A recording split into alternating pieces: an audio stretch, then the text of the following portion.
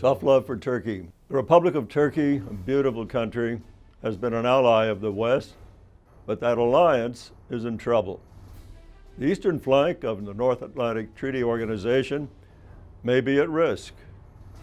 Turkey has served as the southern anchor of NATO during the Cold War, and it's easy to see why.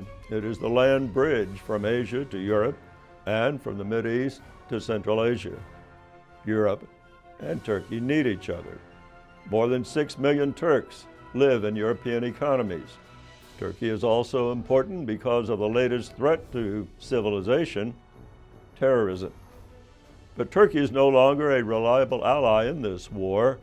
The overtly radical vision of President Recep Tayyip Erdogan leans toward extremist political Islamism.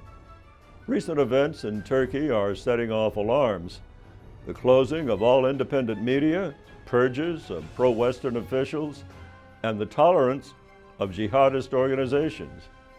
Can Turkey still secure NATO's vision to safeguard democracy, individual liberty, and the rule of law? Regrettably, Turkey's rule of law really is in decline. Respected scholars conclude that Mr. Erdogan is deeply corrupted and has put his own ambitions above the security of his nation and of NATO. Case in point, he has used a Turkish-Iranian businessman to handle huge money transactions between Iran and Turkey, breaching sanctions against Iran. His illicit support for terrorist organizations in Syria has been documented. Due to the upheaval that followed the failed attempted coup in Turkey last year, the Turkish people have been badly traumatized, but the president has made a bad situation worse by using the coup as an opportunity to expand his own political power. After the coup collapsed, the authorities began arresting many citizens who had nothing to do with it: reporters, military officers, policemen, and teachers. More than 150,000 were arrested, many tortured. The purged officials were replaced by the president's cronies, political opportunists, and by radical political Islamists. Turkey will hold a national referendum on April 16th. It asks the Turkish people to take power from the parliament and give it to the president, who would have almost unlimited power to rule by decree. But would more power to the president mean Turkey would do more to win the war against terrorism? No, it would not. Turkish authorities have tolerated the presence of terrorists on Turkish territory for years, a tragic miscalculation. In 2015, Turkey did not carry out a single pre-planned counterterrorism operation on its soil against the Islamic State.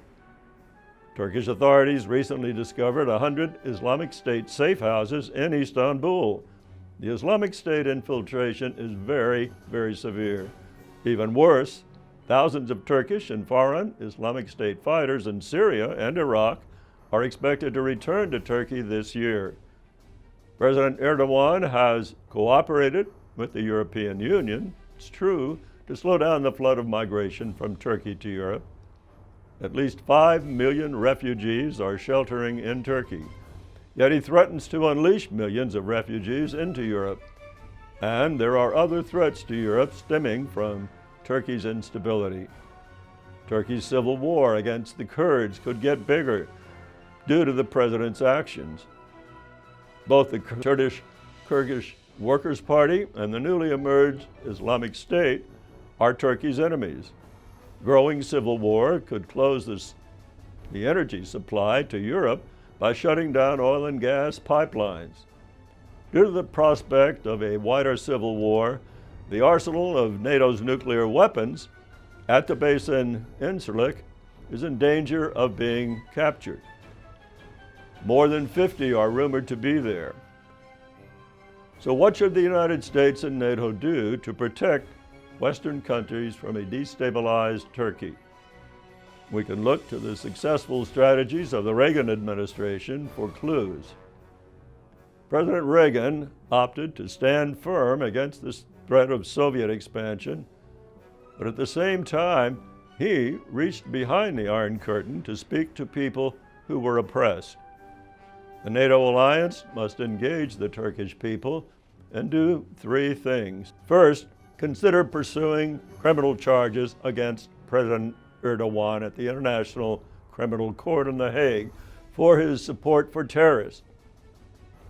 Second, the West should draw down its NATO forces in Turkey and relocate sensitive weapons to other countries. And third, apply tough love when dealing with the Turkish strongman's government. Trade sanctions should be considered. But Washington should reach out to all of the people of Turkey, Turks, Kurds, Muslims, and non-Muslims who want stability that can only come from a republic of laws given to them securely. Encourage efforts to restore Turkey's free press and give humanitarian aid to them.